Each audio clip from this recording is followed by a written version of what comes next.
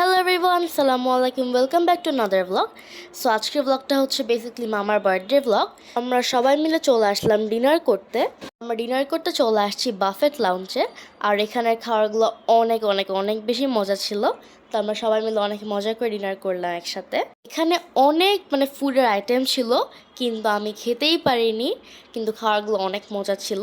তো আমরা খেয়ে দিয়ে আমি আর শায়ান মামার কাছে বায়না ধরলাম যে আমরা আইসক্রিম খেতে যাব। আর আইসক্রিম তো আমাদের সবার ফেভারিট, স্পেশালি শায়ান আর আমার। সো আমরা এখন চলে গেলাম সবাই মিলে আইসক্রিম খেতে। সেখানে হচ্ছে আমরা সবাই মিলে ডিফারেন্ট ডিফারেন্ট ফ্লেভার আইসক্রিম নিলাম। অনেক প্রচণ্ড পরিমাণে গরম পড়ছে, আর এই গরমে তো আইসক্রিম খেলে কার না ভালো লাগে, আর স্পেশালি আমার তো অনেক ভালো লাগে।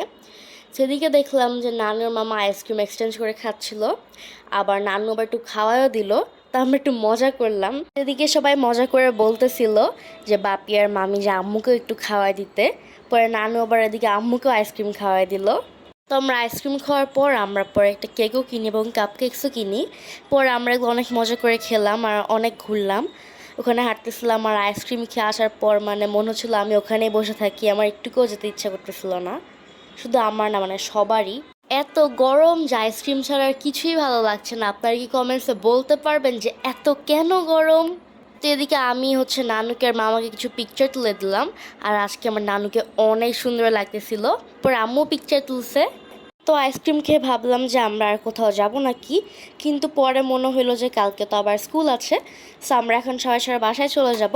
সো আজকের ব্লগ এতটুকুই। প্লিজ আমার পেজটিকে লাইক শেয়ার এবং ফলো করে দিবেন, অ্যান্ড আমার ইউটিউব চ্যানেলটাকে সাবস্ক্রাইব করে দিবেন। সো গাইজ, আল্লাহ হাফেজ।